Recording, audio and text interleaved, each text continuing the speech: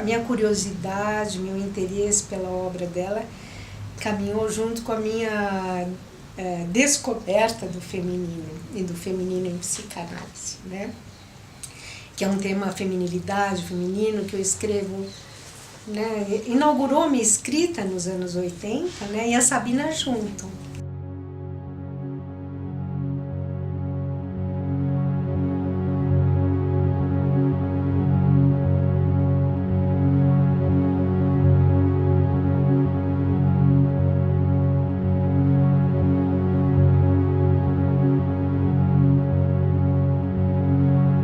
É muito interessante a Sabina, na Destruição como Origem do Devir, a grande questão que orienta o ensaio dela é sobre o feminino e o gozo, né? Sobre a angústia. Ela vai dar uma interpretação sobre a angústia, né? Que eu só fui entender a importância de dimensão lendo o seminário do Lacan sobre angústia. Porque a pergunta que o Lacan, a pergunta e a solução lacaniana sobre angústia me fizeram entender que era a pergunta e a solução spilheiniana em 1912, no texto de 1912, sobre o feminino, sobre a angústia diante do feminino e do gozo sexual e o temor do eu, que é o eu teme o desaparecimento no mergulho no feminino e no gozo sexual, né? Ela diz isso claramente e vai tirar daí toda a sintomatologia, né? Tanto a neurótica como a psicótica, a esquizofrênica, né? Ela é a primeira a usar o termo esquizofrenia. Ela usa no mesmo ano que Bloyer publica Manual das Esquizofrenias, 1911, né? Mas antes dele. E ela vai pegar a esquizofrenia como paradigmática, né? De alguma maneira, uma questão tão atual, inclusive, né? Na sua, como se fosse, digamos, na sua fragmentação, né? Ela é paradigmática no sentido de que ou nós temos a sublimação através da criação artística, né? Nesse mergulho no gozo, nesse mergulho, né, no nada, que é na verdade não nada, mas um vazio de eu, né, que o gozo traz. A esquizofrenia seria a forma psicopatológica daquilo que na normalidade seria o amor, a sexualidade, mergulho na sexualidade, ou a criação artística.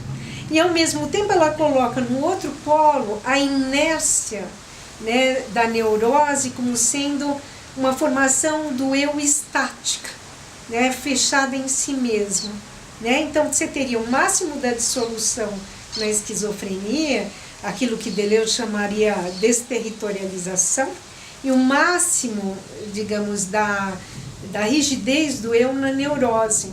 Então ela faz realmente, a partir dessa questão, o que teme o ser humano na relação sexual, na sexualidade, ela vai chegar a muitas conclusões, mas sobretudo a partir daí que ela diz que ele teme o componente destrutivo da sexualidade, né? Que justamente essa dissolução do eu, né? Que fica vazio de representações por um breve período.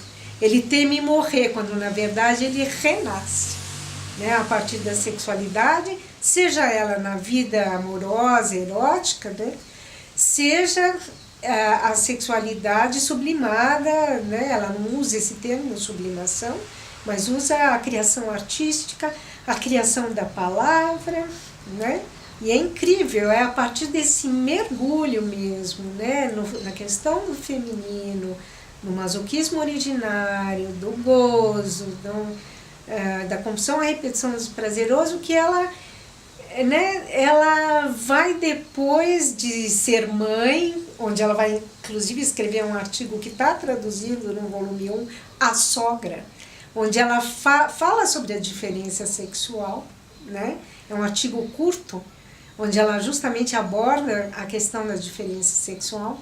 Depois ela, durante a guerra, ela desiste de ser psicanalista, ela vai para Lausanne, fica 5 anos, trabalha como médica cirurgiã num asilo de cegos e se torna compositora de música, de líderes, né, canções populares, e fica na dúvida, começa a escrever um romance e fica na dúvida se ela vai continuar, como que ela vai continuar, até que ela retoma a psicanálise quando vai para Genebra. Ela ficou presa fantasmática materna até a hora que ela encontrou Jung e Bleuler. Porque Bleuler foi tão importante para ela como Jung, talvez até mais importante. Que Bleuler tinha uma maneira de conceber o asilo, né, a clínica Burghölzli, que era muito conforme as comunidades terapêuticas, a gente diria, quer dizer, do trabalho. Então ele logo deu material para ela estudar Schopenhauer, Nietzsche, Freud, Jung, né? E ela logo começou a trabalhar de assistente do Jung, nos experimentos de associação da palavra, de assistente do Bleuler. O Bleuler a recomendou para a universidade, né? Então, ela realmente, ela conta num diário essa prisão fantasmática materna da história dela, mas de uma mãe que sempre roubava, vamos dizer assim, os namorados dela, que acabavam tragicamente, né? Isso é uma coisa que acompanhou a mãe, mas na verdade, por isso Bleuler e Jung insistiam dela não voltar para a Rússia, dela ter uma vida independente, né, ali em Zurique, estudando psiquiatria, trabalhando na clínica Burghölzli, né? E de fato ela só vai voltar para a Rússia depois da morte da mãe. Uma mulher muito aguerrida, uma dentista que não exercia sua profissão, uma mãe muito devotada, né? Mas, digamos, ela floresceu longe da mãe, digamos, dos pais. O pai também era um depressivo agudo, né? Assim, tinha ocasiões de depressão aguda. Um homem também muito, muito interessante, muito criativo, né? Que queria que ela tomasse conta dos irmãos quando eles foram estudar em Zurique, e o Bleuler falou, não, ela não pode, ela tem que ter uma vida separada, senão ela volta para trás, né? Assim, psicologicamente, psiquicamente, né? E então, nesse sentido, eu acho que ela superou também uma situação difícil com Jung, né? Porque Jung, digamos, foi bastante complicada essa relação. Para ela estava já fora de análise em 1908, quando eles começaram a ter um relacionamento amoroso, né? Além de trabalharem juntos, com muita troca intelectual fértil, né? Mas Jung não age muito bem nessa história toda, e eu acho que Freud direciona, né?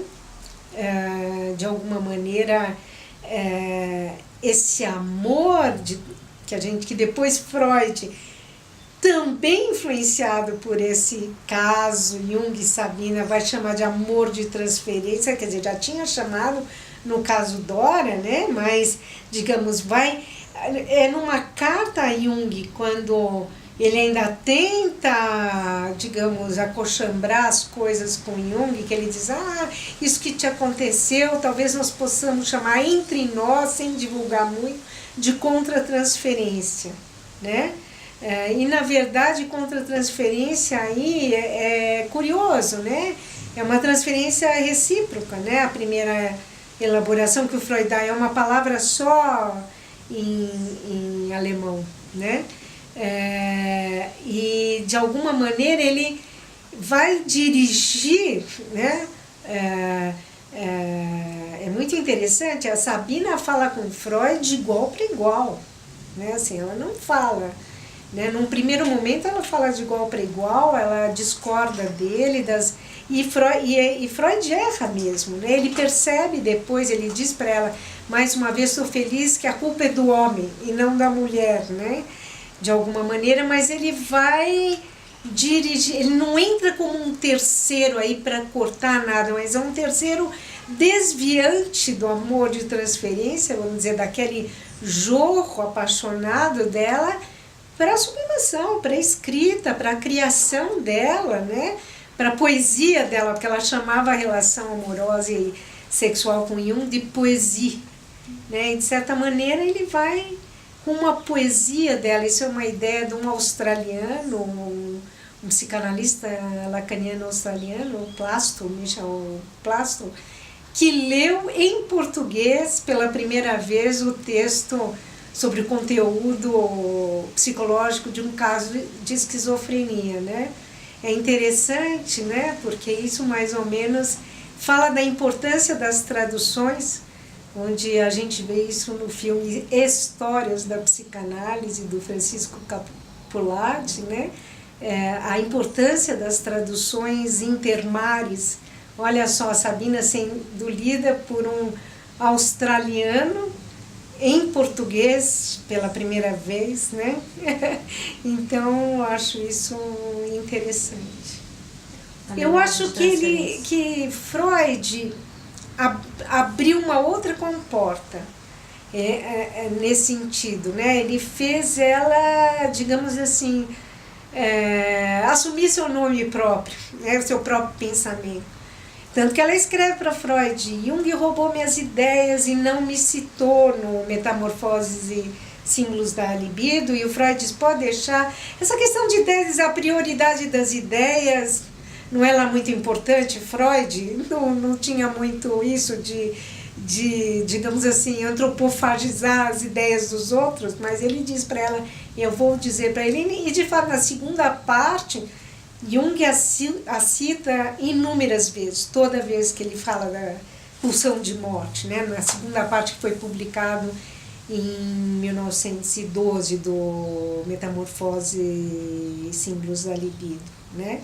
Então Freud abriu essa, né? Ele entrou como um terceiro nesse sentido, de não como quem corta, mas quem dirige algo que já está, ela tomou a iniciativa de procurar Freud, né, para intervir de alguma forma, e acho que Freud diz explicitamente para ela, numa carta de 1914, que ela precisava vir se tratar com ele, para fazer emergir o ódio ao Jung, senão ela nunca ia se libertar totalmente do amor a Jung, e que foi por causa dela que grande parte da ruptura dele com Jung teve a ver